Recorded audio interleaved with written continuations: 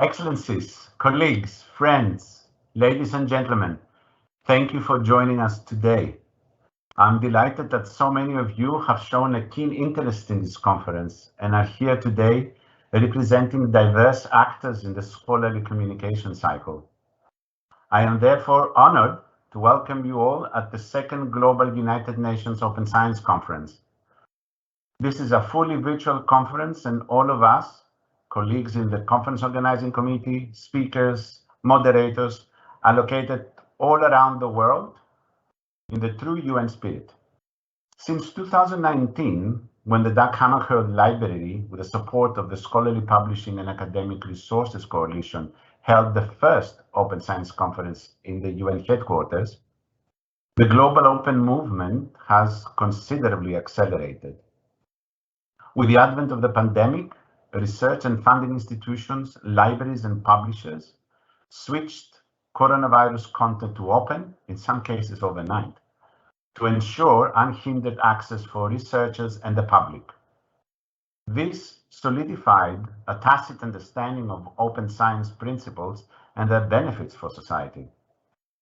Only in PubMed Central, 155,000 such journal articles were accessed over 160 million times as of May 2021.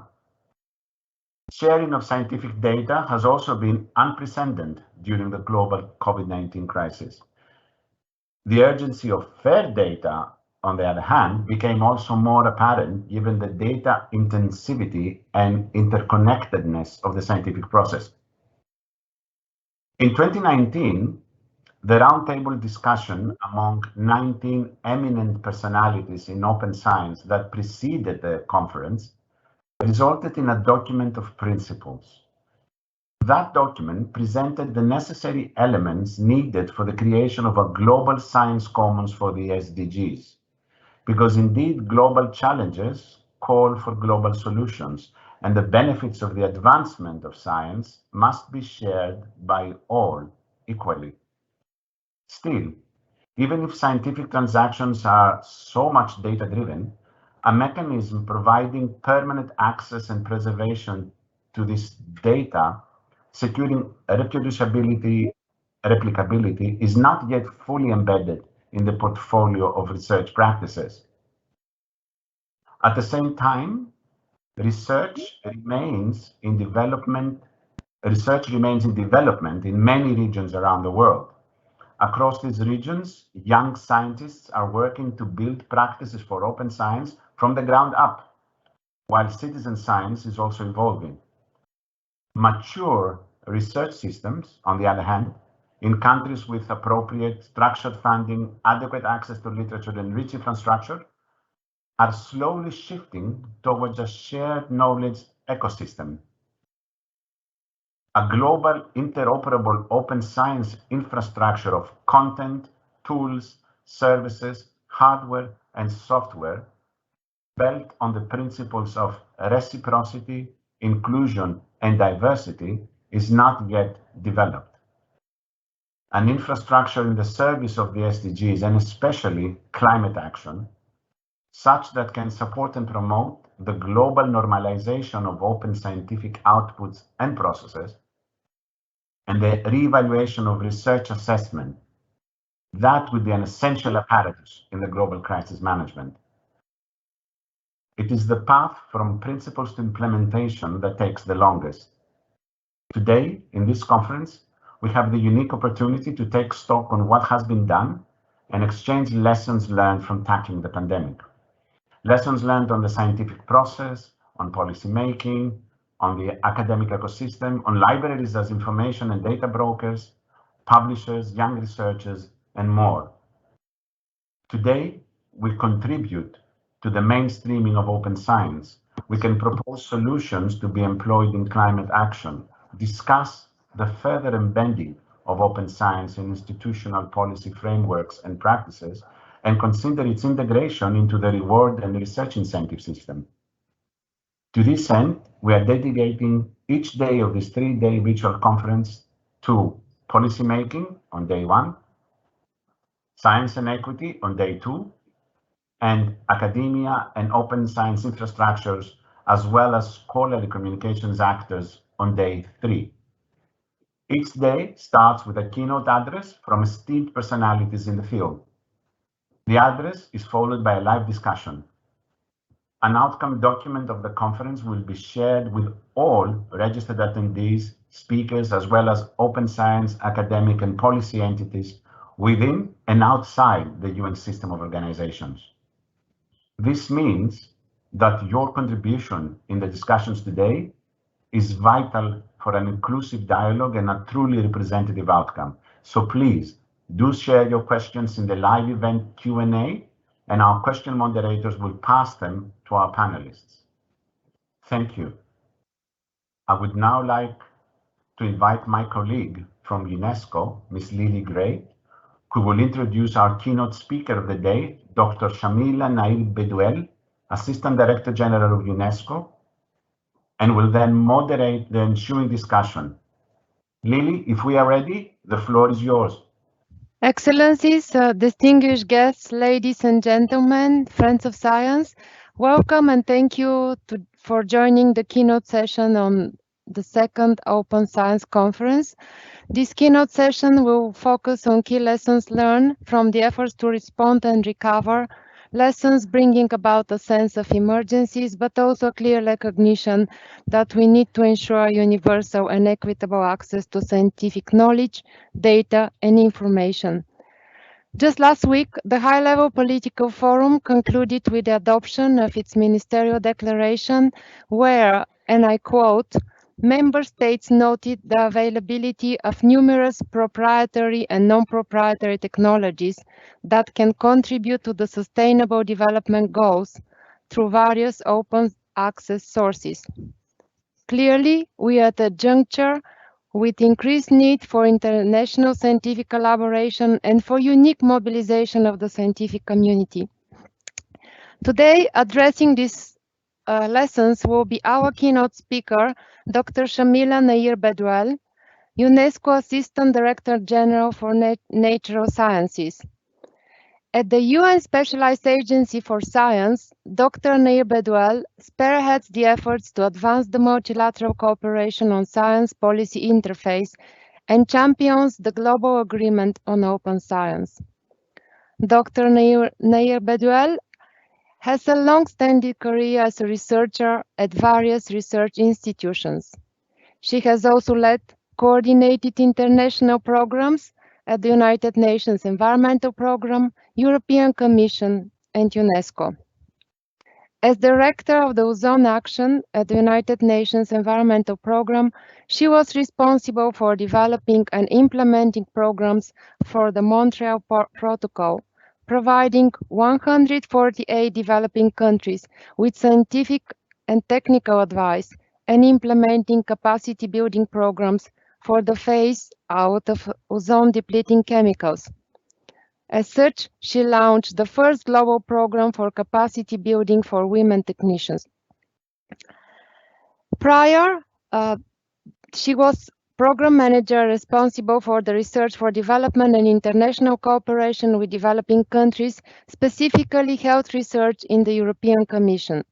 Thereafter, she coordinated science programs in Africa for UNESCO in close collaboration with the African Union Ministerial Council of Science and managed the United Nations Cluster for Science and Technology in Africa. Dr. Nair-Bedouelle holds a PhD in Life Sciences from the University of Cape Town in South Africa and is a member of the Academy of Sciences of South Africa. After her keynote address, there will be an opportunity to have an interactive discussion, and I would also like to encourage you, all participants indeed, to take full advantage of the Q&A box to bring your questions to our keynote speaker. Without further ado, I would like to invite Dr. Shamila Nair-Bedouelle to deliver her address. Madam Assistant Director General, you have the floor. Good afternoon, good morning to Excellencies, ladies and gentlemen. Thank you very much for inviting UNESCO to this very important meeting here today. And let me thank our dear moderator, Ms. Lily Gray, who is our specialist based in the UNESCO office in New York, which is a liaison office, and she's serving different portfolios at the moment, including education, science, culture, communication. So thank you, Lily, for moderating this session.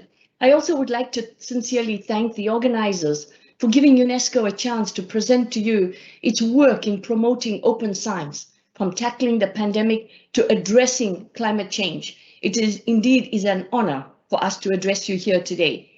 And I would like to start off this presentation by giving you, first of all, an overview of science in the world today. Where are we? Why do we need science? What type of science do we need? And how can we reduce the knowledge gap between countries and among nations to ensure that no one is left behind? So let's start first with the power of science. We have heard a lot about science during this COVID period, especially the role of science to empower countries and governments to make the right decisions to combat this terrible virus. We all know that science is really the engine of prosperity. It is from the cars we drive and the trains that get us here, the smartphones, the food we eat, the clothes we wear, and the lights that lights up this chamber. All of these is really developed and improved through scientific research and through science, technology, and innovation. So we do need science today more than ever, but we need more and better science, not just for its technology, not for leisure, not even for health or longevity, but for the hope of wisdom, which our kind of culture must acquire for its survival. I quote and unquote Lewis Thomas. But on the other hand, science is really humankind's greatest enterprise. It can fuel or fire our imagination. So why UNESCO? In 1945, when UNESCO was established after the ravages of the Second World War, the S was put into the logo of UNESCO, UNESCO.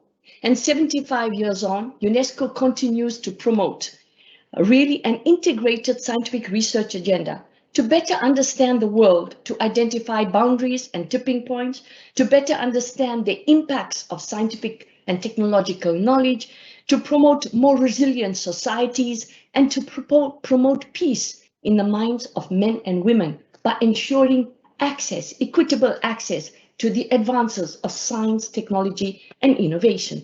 So what is the context that we're looking at right now, especially if we would like to see how can open science tackle the pandemic to addressing climate change? On this slide, you will see the Global Risk Report 2019 that actually identified 3 or 4 critical, I would say, tipping points for all of us. The first is the failure of climate change mitigation, adaptation, natural disasters, biodiversity loss, which we hear much about, especially during the pandemic. And then the water crisis. There's also pressure on natural resources. There are many conflicts and instances of violent extremism due to the uneven distribution of these resources, and people being displaced for lack of food, water, and consequently job opportunities. Small island developing states, Africa, are bearing the heaviest burden, and so climate change is really a socio-economic issue. So this is the Global Risk Report of 2019. And we move on with this to the next report, which was launched by the United Nations, the UN Global Sustainable Development Report of 2019, which called upon science for achieving the Sustainable Development Goals. The future is now. And I would like to just share with you a couple of thoughts that come out of this report as well.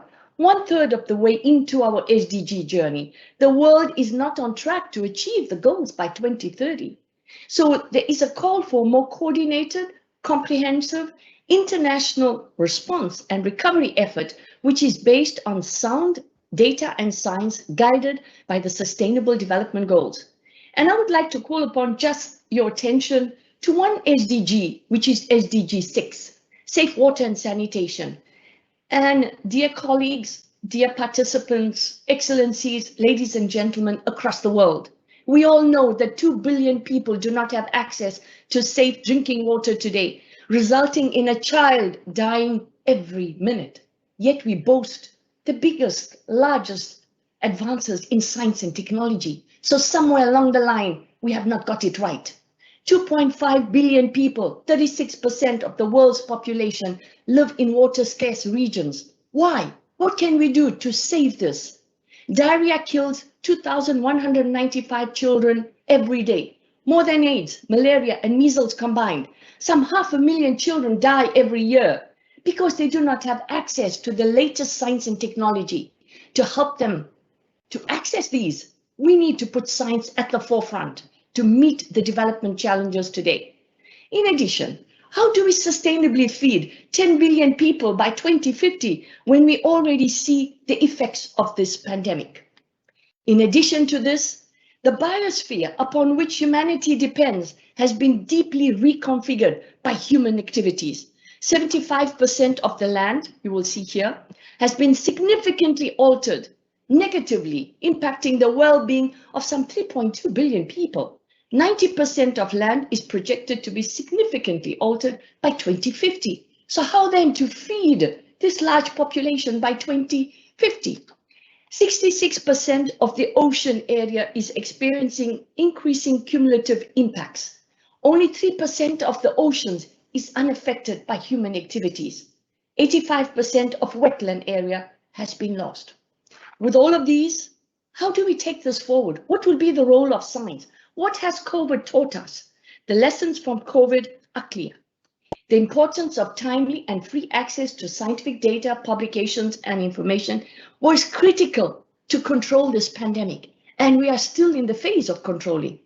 The COVID has also taught us the importance of scientific collaborations, the sharing of information at all levels.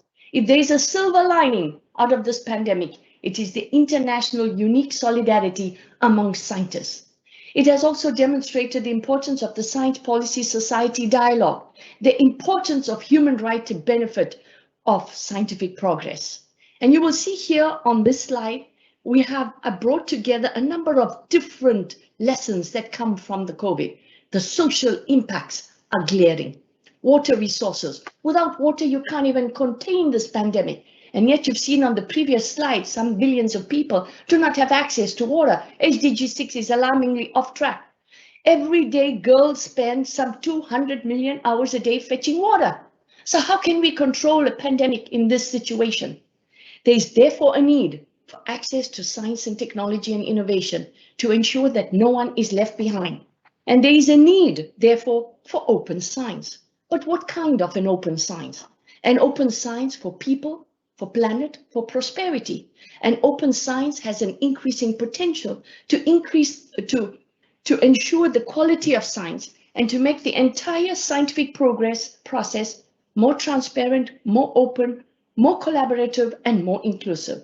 And open science is increasingly recognized as the critical accelerator for the implementation of all of these SDGs.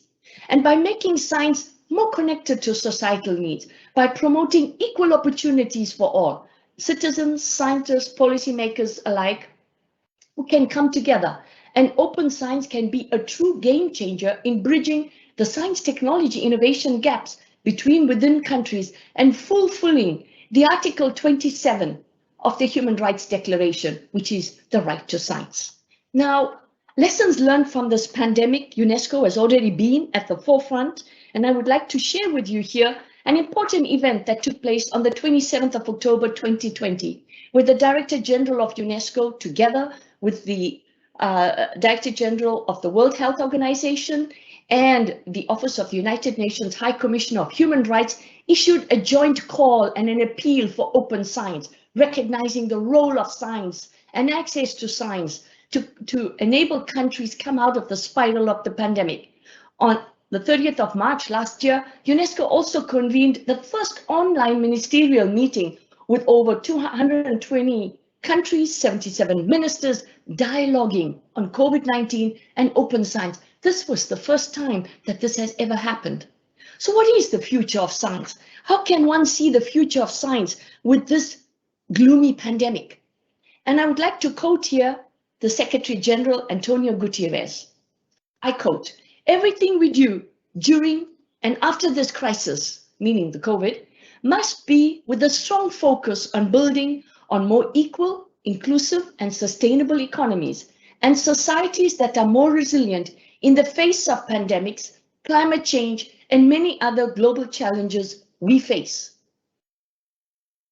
How can we ensure that science really responds to the service of humanity. What type of science do we need? And this, 75 years on, is the role of UNESCO.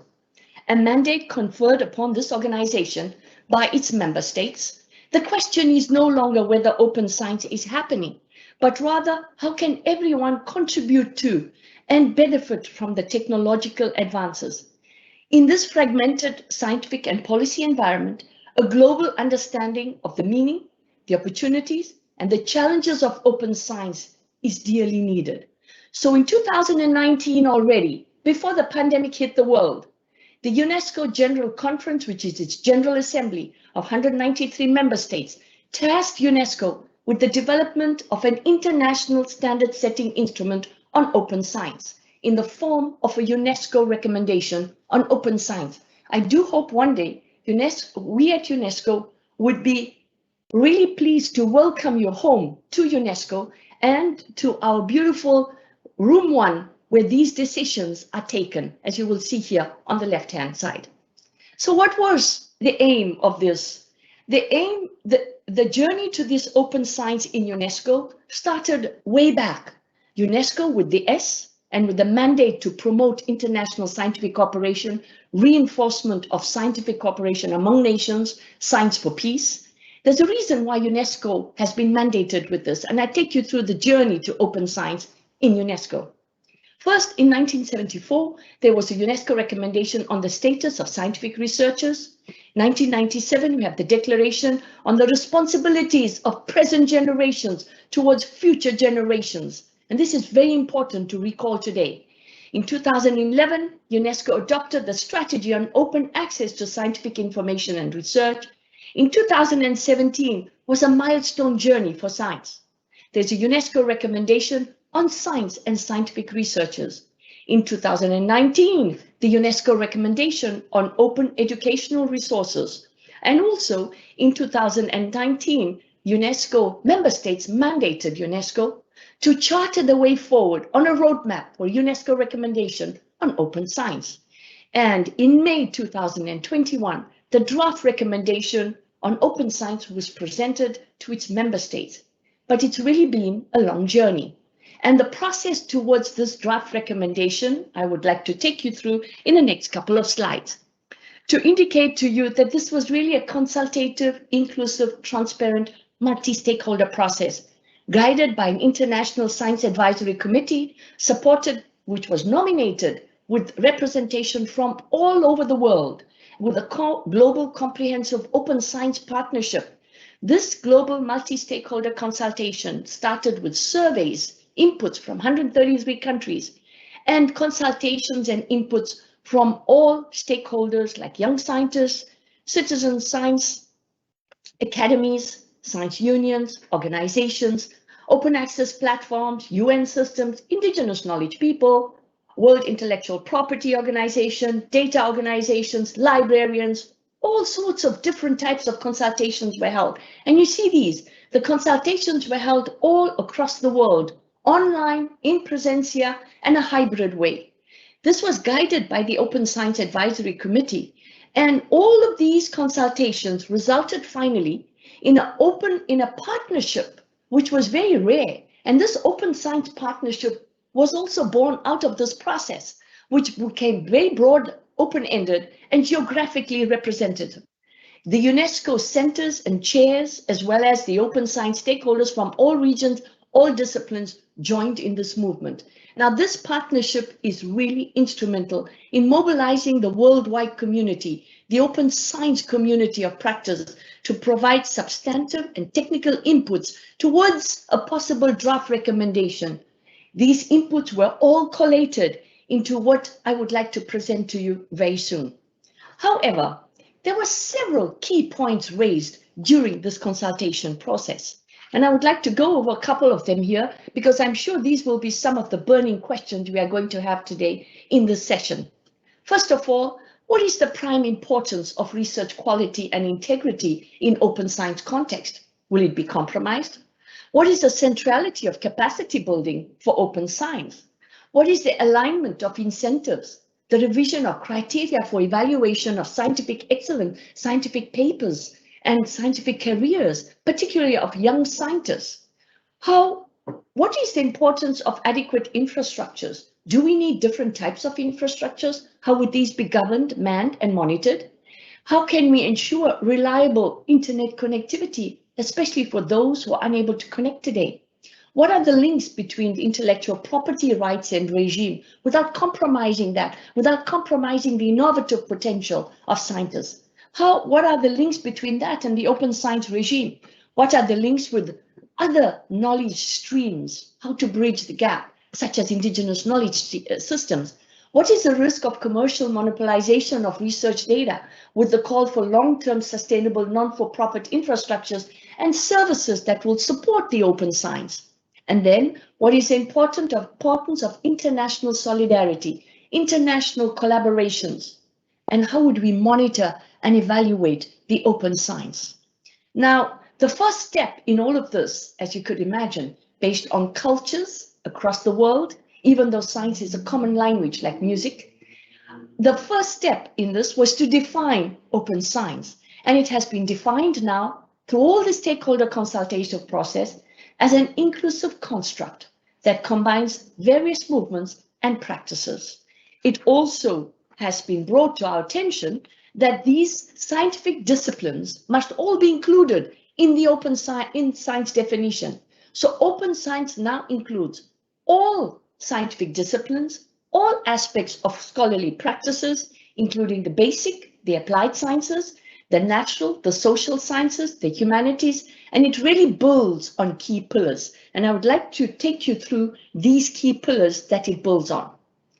I have some of them indicated here, where it increases collaboration, benefit sharing, making scientific knowledge openly available, accessible, and reusable by everyone, and opening the processes of scientific knowledge creation, evaluation, communication to all societal actors beyond the traditional community. So the aims and objectives of this UNESCO Open Science recommendation is really to provide an international framework for open science policy and practice, and recognizes the disciplinary and regional differences, but it also recognizes the interdisciplinary collaborations, and it contributes to reducing the technological and knowledge divides existing between and within countries. It outlines a common definition based on shared values, principles, and standards for open science at an international level. And the aim is really to propose a set of actions conducive to fair, equitable operationalization of open science at individual, institutional, national, regional, and international level. So these are really the aims of it. Now, I would like to give you a brief overview of the preamble of the draft recommendation, highlighting just some of the key information which has come out of this meeting. There's an urgency for open science to address complex and interconnected environmental, social, and economic challenges of people and planet. There's an importance of science, technology, and innovation to provide solutions to improve well-being and to accelerate the progress towards implementation of Agenda 2030. The role of it is very important in enhancing quality, reproducibility, and impact of science.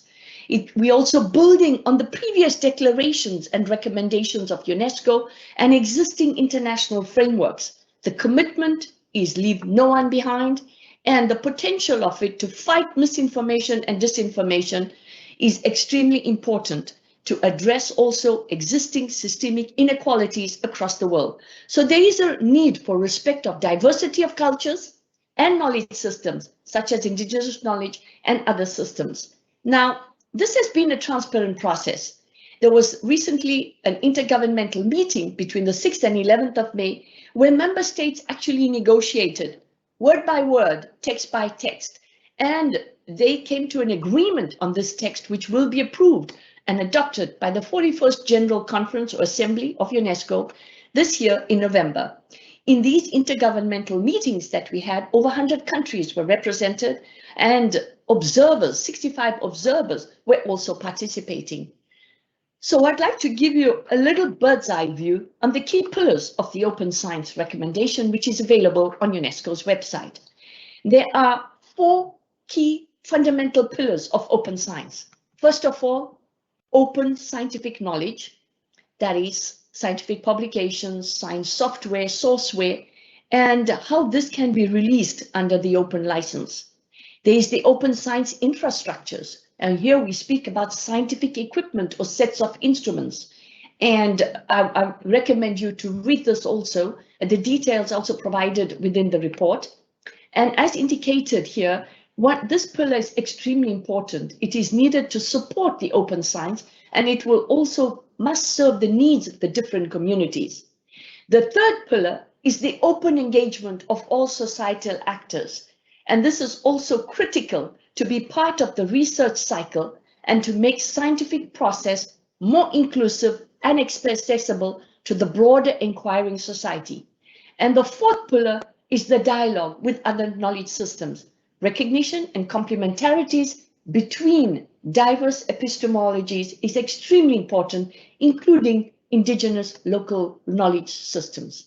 Now, the core values of open science are also highlighted, and that is quality and integrity, that is the respect for academic freedom, human rights, support for high quality research, diversity and inclusiveness, and that is diversity of knowledge, practices, workflows, languages, research outputs and topics, inclusion of the scientific community as a whole and scholars and other knowledge holders.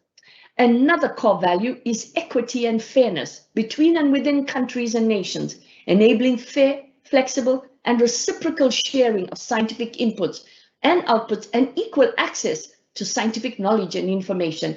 And then, of course, the collective benefit as a global public good. Open science should belong to humanity in common and benefit humanity as a whole. So the guiding principles for open science are really transparency, scrutiny, critique, and falsifiability, as is necessary for all science today. Sustainability, equality of opportunities, responsibility, respect, and accountability. And of course, we need collaboration, participation, and inclusivity for this to function. So, areas of action, and we look forward to working with you all in these areas of action. Firstly, in promoting this common understanding of open science, the associated benefits, as well as the diverse paths to open science, developing an enabling policy environment for open science, investing in open science infrastructure and services, investing in the human resources that will be needed, the education, the digital literacy, and the capacity building for open science. Fostering a culture of open science and aligning the incentives for open science. Promoting innovative approaches for open science at different stages of the scientific process, that is from elaboration of projects to the funding stage, and promoting international and multi-stakeholder cooperation for open science with a view to reducing the digital and the knowledge gaps. And very briefly on the monitoring before we close, the monitoring of the policies and the mechanisms related to open science are extremely important. It needs to be a combination of both quantitative and qualitative approaches. So UNESCO has taken into account all of the requests, concerns, and inputs and contributions from all stakeholders. So there is a request for a need for evaluation mechanisms that would measure the effectiveness and the efficiency of the open science policies and the incentives, and also how to define objectives. There is a need for development of a framework with qualitative as well as quantitative indicators for short-term, for medium-term, for long-term implementation in order for us to assess where we would need to perhaps readjust. There's also a need for collection and dissemination of practices, good practices, innovations, and research reports, but also the development and monitoring strategies for multi-stakeholder participative approach for open science. And we look forward to working with you to developing all of these together. So the key challenges, of course, are the following. There's a prime importance of research quality and integrity in the open science context. The centrality, the importance of adequate infrastructures, especially reliable connectivity today when we see quite a large part of the world are still not connected. The alignment of incentives and revisions of criteria for the evaluation of scientific excellence throughout the scientific process, the links between intellectual property rights, the open science, the links with indigenous knowledge systems, the importance of international solidarity and international collaborations, the risk, as I mentioned, of commercial monopolization of research data, and then the monitoring of open science. So, dear participants, excellencies, while the many parts for open science today may differ in different parts of the world, reflecting the very specific science, technology, innovation situations, landscapes, and ecosystems, open science requires a profound change in the scientific culture, shifting from competition to collaboration, science as a product, as a public good, to science as a process as well, science for the selected few to science for all. And we do believe that scientific knowledge has led to remarkable innovations. And we at UNESCO look forward to working with you for ensuring that science puts back the equality and equity, and open science can give equity to everyone. We do need this scientific humanism in a troubled world, and that is UNESCO's motto for open science. This is at the heart of our call and our endeavors for a peaceful world, to reduce the inequalities, ensure no one is left behind. I thank you very much. Thank you for your attention. Thank you, Lily. Well, thank you very much for this tour de force on open science. We are really delighted that you are with us today and contextualize the whole conference. It is true that in the 2019 conference we held, we did not have the UNESCO voice, but thank you very much for this, and I think a lot of things are put into perspective today. I do see several questions in the chat, so if that is okay with you, perhaps we can move on to some questions. There is one question from the audience. We have UN observances, such as the International Day for Women and Girls in Science.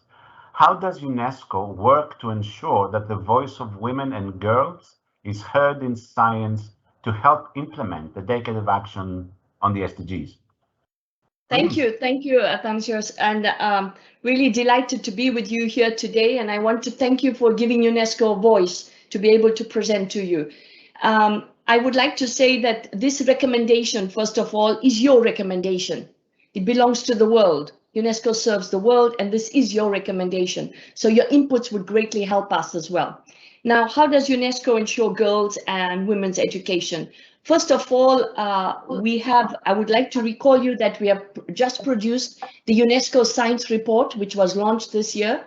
And this UNESCO Science Report has a special chapter dedicated to the women in science.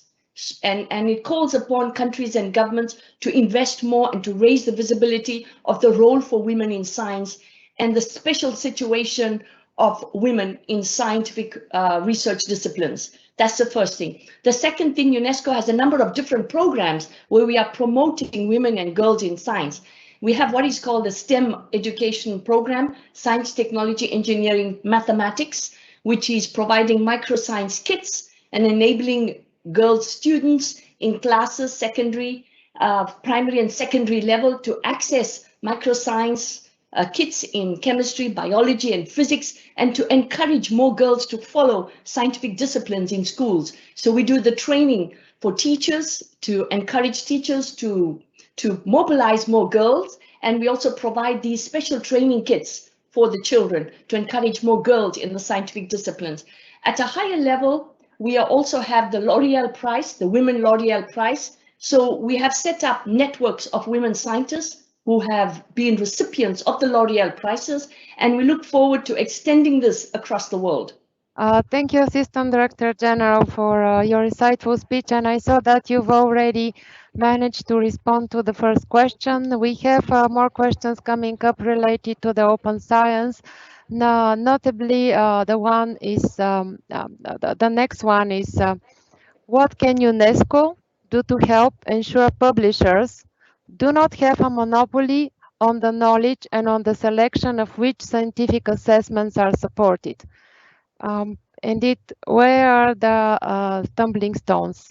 So the question to you, ADG, how can we make sure that the publishers do not have the monopoly? Thank you very much. A difficult question. I think UNESCO has brought together a number of stakeholders, and there are a number of articles, scientific articles, which are already in the public domain. And there's been a call, an open call, where actually the publishing houses themselves have got together and are supporting access to scientific information. In drafting and designing the UNESCO Open Science Recommendation, a number of publishing houses across the world and large publishing houses have actually joined this call as well to share scientific information and data. And we do hope that in the spirit of solidarity and scientific humanism, others will also join the call and the appeal to ensure that no one is left behind. Thank you. Another question that is coming up is on UNESCO's engagement and support for scientists from developing countries, and also how does UNESCO propose to involve rural areas in open science initiatives? Okay, so how do we support scientists from developing countries?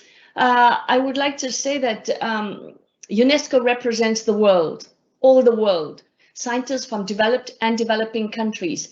And you will notice that in the UNESCO L'Oreal Prize and the UNESCO Young Fellowships and Women in Young Talents, we have prizes for scientists from Africa, the Arab world, Latin America. These are also developing countries. So there's a number of developing countries from across the world. Scientists are chosen based on scientific excellence, but we do encourage also the developing countries to participate in these prize awards. Now, the World Academy of Science actually does training also for scientists from the developing world. We also have the ICTP, Institute for Theoretical Physics, which is based, it's a Category 1 center of UNESCO. It is based in Trieste, and they train some 6,000 scientists per year from all over the world, including developing countries. And we have a number of Category 2 centers in science.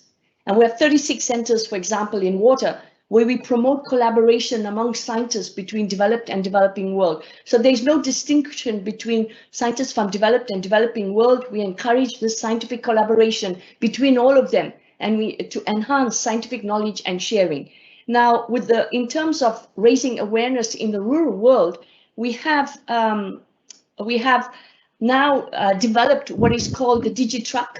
It is a very unusual way of showcasing science and benefits of science and encouraging communities to join the science movement and simple understanding of science. We reach out to them through this DigiTruck. It's a new way that is being produced, a new way of introducing science to communities. We also have, some time ago, the science camps for girls, which is delivered out in the rural areas. So really, our aim is to ensure that we promote scientists from the developing world, and we give them opportunities to be able to access scientific institutions through South-South, North-South cooperation, collaboration, and exchanges in all of our programs. And we believe that that will also contribute to open science and enabling the different cultures of science to come together. Thank you. Open science can improve the quality of science, but that will not change science denial. So the question is, are there other ways one may reduce misinformation? Indeed, a very key question that applies to all fields of and walks of life. And I think we all are eager to hear your views. And how do you work to fight misinformation and denial of science? Coming from the scientific world, perhaps scientists, and I see this from my own experience, the communication is extremely important. And we need to communicate it in a language that people understand. Quite often the scientific publications, the scientific community is quite an elite community. They speak their own language, the language of science, but we would need to translate that to people, the layman, to make them understand how science can improve their well-being and how science is already contributing to their well-being, from simply opening a tap and you get a glass of water. Just bringing the tap to your home were engineers, water scientists, and I think making sure that you access that safe water. So we need to, as Nelson Mandela used to say, put a face to science. So it's up to scientists to raise the visibility and awareness of science. As I said earlier on, the silver lining of the pandemic, if one could call it that, is international solidarity, and that everybody knows what is a virus today. People would never have understood what is a virus previously or how it is disseminated and spread, and the impact of this virus. Suddenly people are turning towards science for solutions, for answers. So we can see that we all need to unite behind the science. We need facts-based information. We need rigorous science to inform policymakers, to make the best decisions for people, for our planet, and for our prosperity and our well-being. Thank you.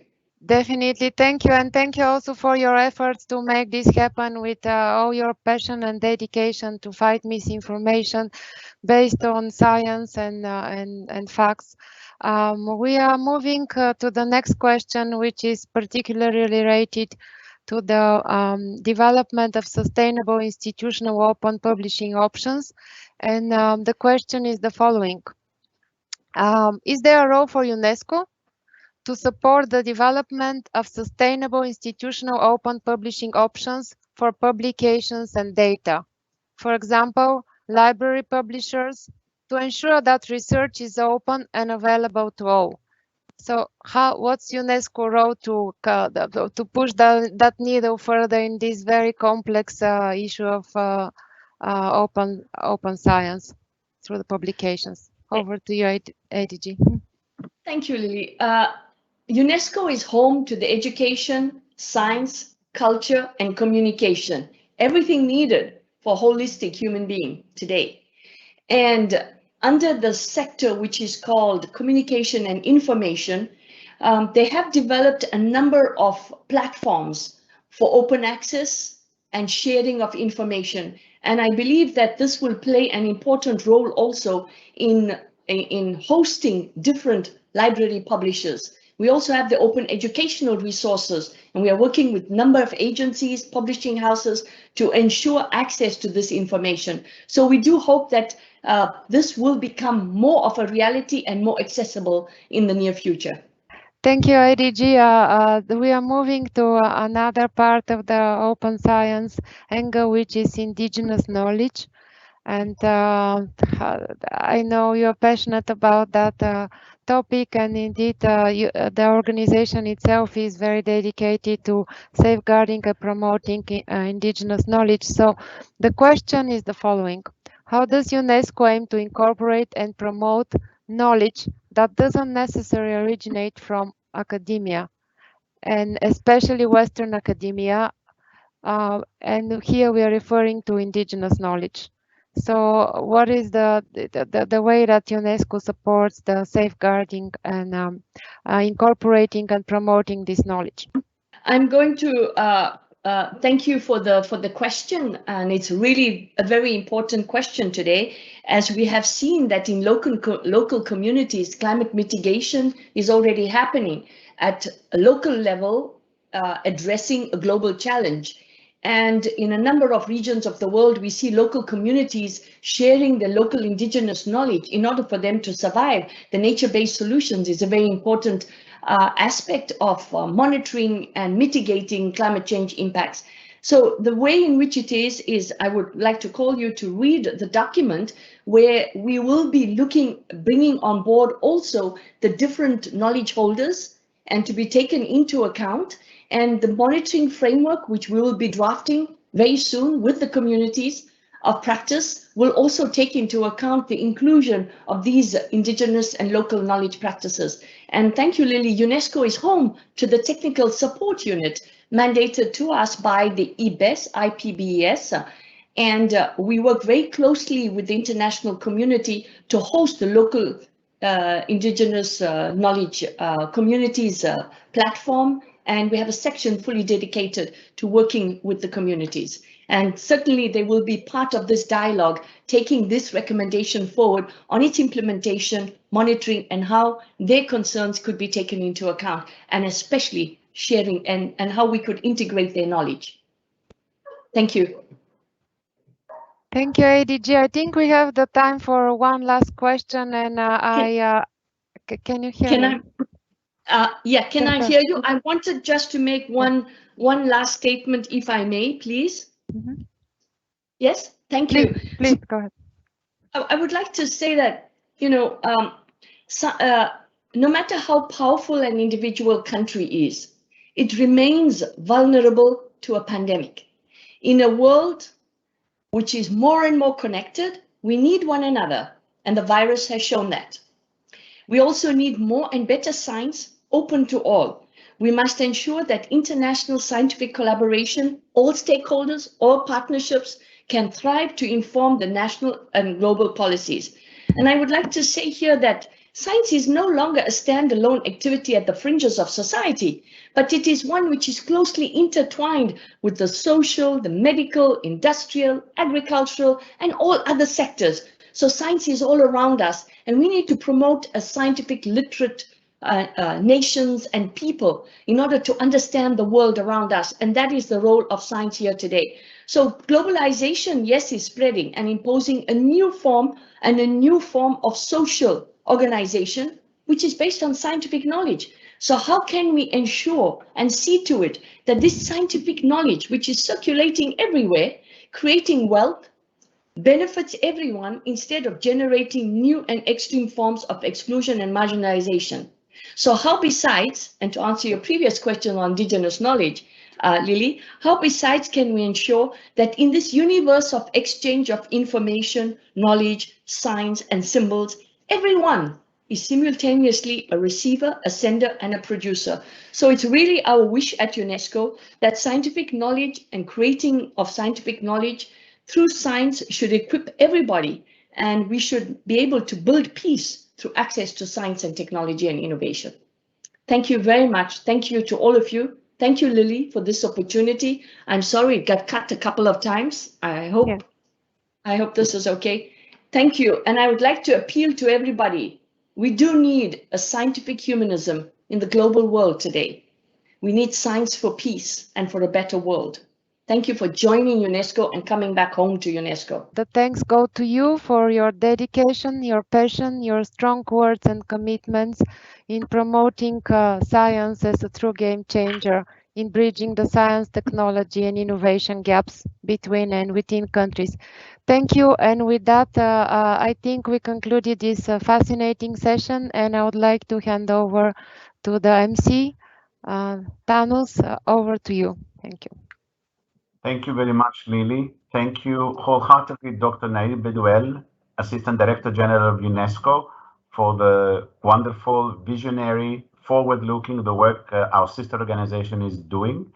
We stand by, we remain ready to help you and support you to make sure that the benefits of the advancements of science are shared by all, and we are really encouraged by your words today. Thank you very much. Thank you very much. Thank you. Thank you, Athanasios, for organizing such a interesting and rich debate. I wish I could answer all your questions, but please feel free to contact us at any time. Let's make open science a reality. We can do that if we work together. Let's make science at the doorstep of everyone. And then let's ensure that we cut down the number of children that die every day because of lack of science, lack of access to scientific information, lack of access to medication. It is our responsibility to set the trend today for future generations. We can only do so through open access, open science, and thank you for your time.